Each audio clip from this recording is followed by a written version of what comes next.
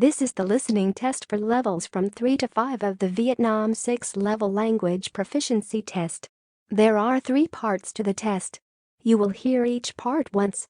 For each part of the test there will be time for you to look through the questions and time for you to check your answers. Write your answers on the question paper. You will have 5 minutes at the end of the test to transfer your answers onto the answer sheet. The recording will now be start. Please ask any question now, because you must not speak during the test. Now open your question paper and look at part 1. There are 8 questions in this part. For each question there are 4 options and a short recording. For each question, choose the correct answer A, B, C or D. You now have 45 seconds to look through the questions and the options in each question.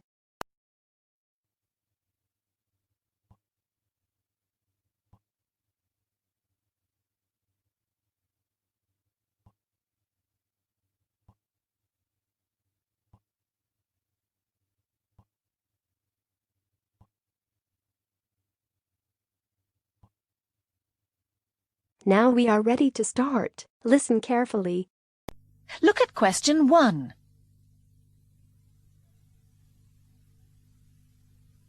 1.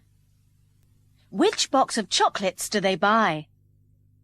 Which box of chocolate shall we get Mum for her birthday?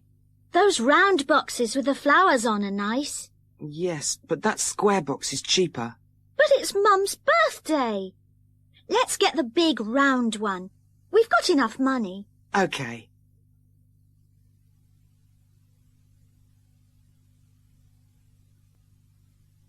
2.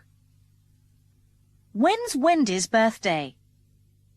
Wendy, you're 21 on Saturday, aren't you? No, my birthday's on May the 18th. Well, Saturday is the 18th. No, it's not. It's the 16th.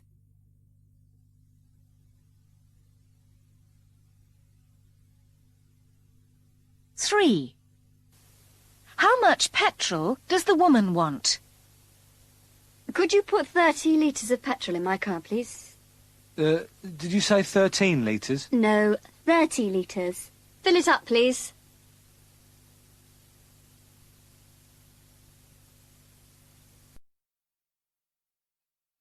4. What time is the woman's hair appointment? I'd like to make an appointment to have my hair cut, please. This Friday or Saturday in the morning, if you can manage it. Let me see. We can do Friday at 10 or 11:30. Then on Saturday there's 9:30 or 12 o'clock. I'll take the earlier one on Saturday, please.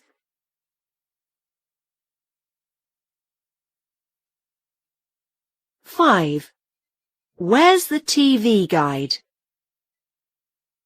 Have you seen the TV guide? Isn't it on top of the television? I had it when I was watching the film last night. I expect you left it by your chair then.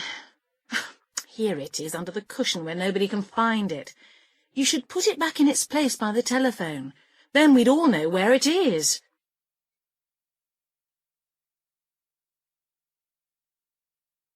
6. What does the man decide to take Tracy? I'm going to see Tracy in hospital, but I can't think of what to take her.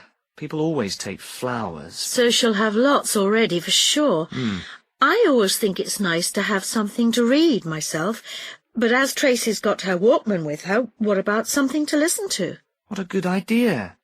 It's better than taking sweets, certainly, because I know she's on a special diet while she's in hospital.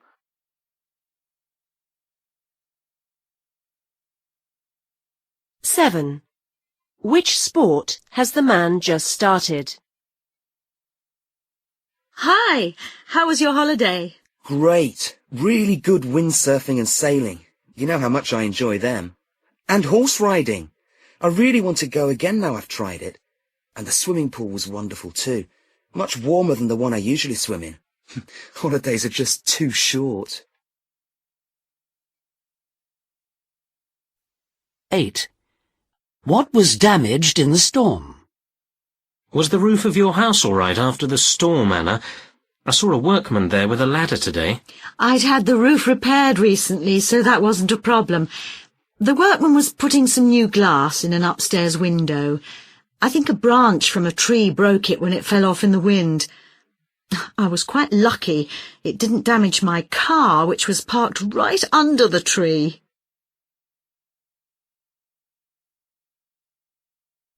That is the end of part 1. Now turn to part 2. You will hear 3 different conversations. In each conversation there are 4 questions. For each question, choose the correct answer A, B, C or D. You will hear the conversations only once. Now open your question paper and look at the conversation 1. You now have 25 seconds to look through the questions and the options in each question.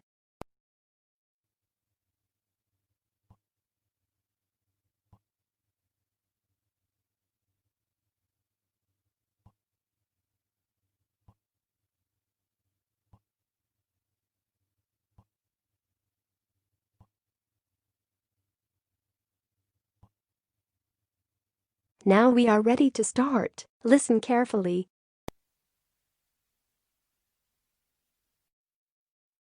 John! Oh, Louise, hi. I've just arrived from my singing lesson with Mrs. Thompson. What are you doing here? I've come for a singing lesson too. Well, if it's a secret, I won't tell anyone. It's okay, Louise. I'm going to be in a musical show, so everyone will know soon. Really? But can you actually sing then? Well, I was taught to sing at school, you know, but now I'm in the show, I thought I'd better have a few more lessons. Good idea. What do you think of Mrs. Thompson? She's really strict, isn't she? She is, but I think if you want to sing properly, then she's the best teacher. You don't have to like her to see that she's really brilliant. Oh, I suppose so. It's just that she makes me feel so nervous. How did you get chosen for the show? Well, I went to see a few musical shows before Christmas. I don't know why, because I'd never really liked them before. And I thought I'd like to do that. So I tried for a part in the show at the Regent Theatre. And got it. Well done. So have you actually done a show yet? Yes, we've done a practice show just for family and friends. So how did you feel?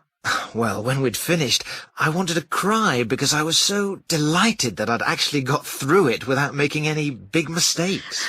But did people like it? Yes, they did. And it was great to have an audience. I would love to be able to sing and have everybody listen and clap. It's quite hard to do a musical show, actually. You have to dance as well as sing. It's hard work to get it right. Oh, I wouldn't be keen on that. I'm only a singer, really. When does the show open? On the 9th of October. Would you like a couple of free tickets? Oh, yes, thanks.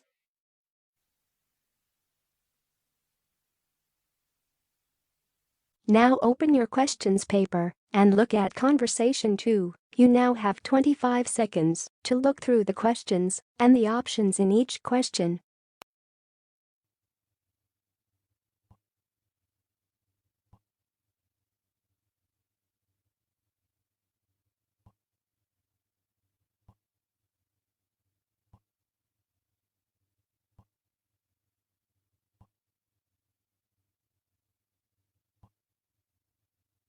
Now we are ready to start. Listen carefully.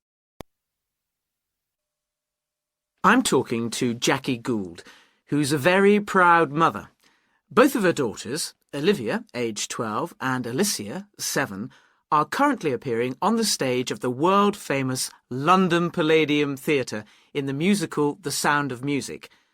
Olivia and Alicia survived 6 auditions to be picked from 1,000 hopefuls for the group of 7 children playing the Von Trapp family in the show. So, how did it all come about? Well, until last year, the idea of them appearing at the London Palladium would have been unthinkable for our family. Things started to happen when Olivia auditioned for a production of the show Annie at the local theatre. She auditioned for the chorus and by chance got the leading role instead. That's a very big role, the leading one in Annie, isn't it? Yes. For Annie, Olivia had to learn more than 200 lines. She was on stage for most of the 2-hour show. It was a big script, and I decided that we'd do 10 pages a night. After memorising it, I gave her a random line. She would have to tell me what the next line was. She picked it all up even better than her homework. And she did well in the part, presumably. She was great in the part. Everyone was astonished by her performance, including us. She had always been very shy, and she suddenly came out of her shell. We found that she could really sing. A member of the stage management team for the show was taking over a local agency and asked her to sign up. So then she had an agent to represent her and try to get roles for her. OK, so what happened next? Well, Olivia was turned down for a part in the musical Mary Poppins. She reached the last 10 for the role of Jane Banks. She didn't get the part and was distraught. But she quickly picked herself up, and then we took both children to the Palladium auditions for The Sound of Music. Now open your questions paper and look at Conversation 3. You now have 25 seconds to look through the questions and the options in each question.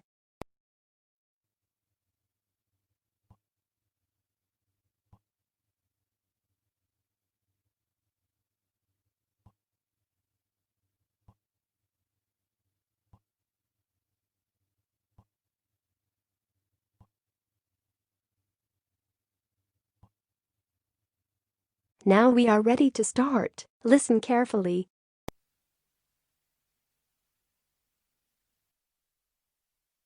Hello, Kira. How are you? Fine, thanks, Paul. How are you? Well, thanks. It's good to see you. It must be 12 months since you did our course. That's right. It's nice to come back and say hello. What course did you enroll in? Actually, I went straight into third-year pharmacy. They credited me with 2 years, which probably made it more difficult for me. On the other hand, you were lucky to be granted credits. Is that why you chose the course? Yes, and as I'd already finished a course in it in my country, I thought it would be easier if I studied something I already knew. I didn't realize you went into third year. I thought you started in first year. No wonder it was so hard. And what do you think is one of the big differences between studying at a university here and studying in your country? Well, I found it very difficult to write assignments because I wasn't familiar with that aspect of the system here. The main problem is that the lectures expect you to be critical. That made me feel really terrible. I thought, how can I possibly do it? How can I comment on someone else's research when they probably spent 5 years doing it? I think a lot of people who come from overseas countries have similar problems. But after a while, it became easier for me. People expect you to have problems with the process of reading and writing, but in fact, it is more a question of altering your viewpoint towards academic study. How was the content of the lectures? Was it easy for you? I didn't really have many problems understanding lectures. The content was very similar to what I'd studied before. And what about the lecturers themselves? Are they essentially the same as lecturers in your country? Well, actually, no. Here they're much easier to approach. After every lecture, you can go and ask them something you didn't understand, or you can make an appointment and talk to them about anything in the course. That is the end of part 2. Now turn to part 3. You will hear 3 different talks or lectures. In each talk or lecture there are 5 questions. For each question, choose the correct answer A, B, C or D. You will hear the talks or lectures only once. Now open your questions paper and look at talk or lecture 1. You now have 35 seconds to look through the questions and the options in each question.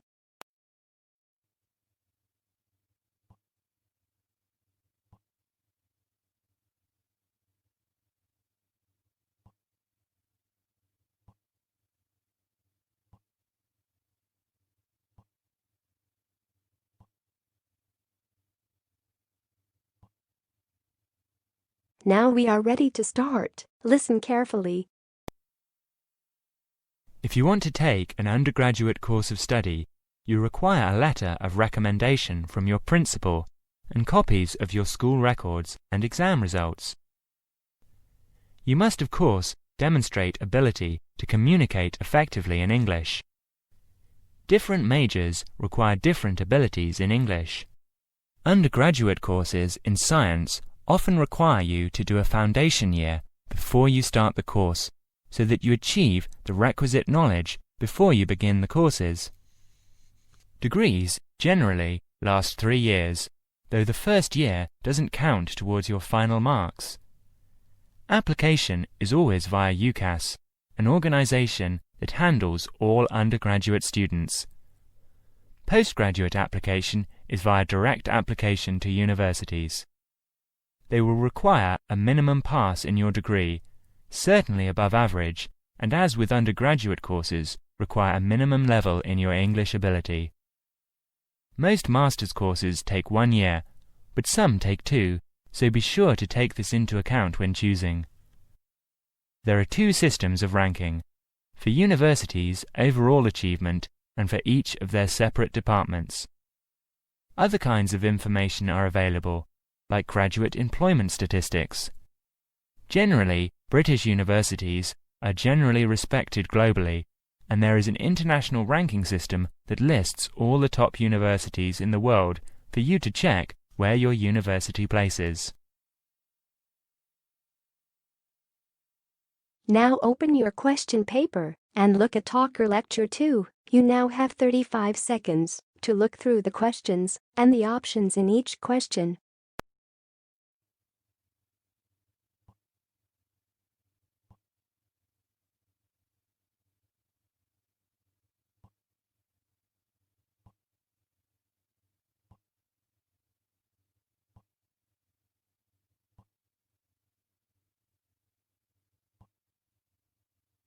Now we are ready to start. Listen carefully.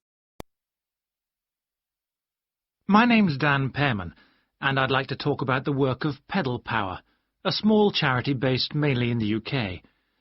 I'll be giving our contact details at the end, if anyone would like to find out more about how to support us. But first, how the charity began. I got the idea of exporting bicycles to developing countries while I was in Ecuador. I went there in 1993, just after graduating from university. After 3 years of studying, I wanted adventure. I loved travelling, so I decided to join a voluntary organisation and was sent to Ecuador to carry out land surveys. The project came to an end after 5 years, and when I returned to the UK in 1998, I started planning Pedal Power. Where I lived in Ecuador was a very rural area. My neighbour had the only bicycle in the village, whereas everyone else walked everywhere. My neighbour's business was unusually successful, and for years I couldn't understand why. Then I realised having a bike meant he could get where he wanted to go without much trouble. Other local carpenters could only accept jobs in a 3-kilometre radius, so no matter how skilled they were, they could never do as many jobs as my neighbour. At Pedal Power, we collect second-hand bikes in the UK and send them to some of the poorest regions in the world. When we distribute bikes overseas, we don't give them away for free. We'd like to, but long-term that doesn't really help the local economy. The demand for bikes is enormous, which makes them very expensive locally. So we sell them for 5% of the normal price. But in order to continue operating, we need to have a constant supply of bikes which we send out every 6 months. One example of a town that's received bicycles from Pedal Power is Rivas. It was the first place I sent a full container of bicycles to. Most people there now own a bicycle. The local economy has developed so much you wouldn't recognize it as the same place. In fact, there are more bikes than on the streets of Amsterdam, if you've ever been there. But Pedal Power still needs your help. You may have read about some of our recent problems in the British media. In August 2000, we simply ran out of money. We had containers of bikes ready to send, but no money to pay the bills. It was a terrible situation. We managed to ensure the bikes went out on time, but the other problems carried on for several months. Now open your question paper And look at Talker Lecture 3. You now have 35 seconds to look through the questions and the options in each question.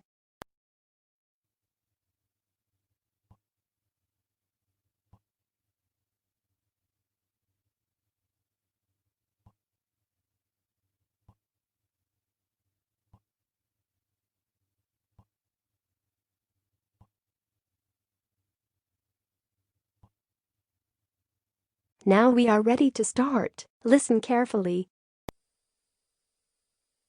Today's Health Council is presented by Paula Clayburgh, who is the Chief Counsellor at Liverpool's famous pain clinic, the Wilton Clinic.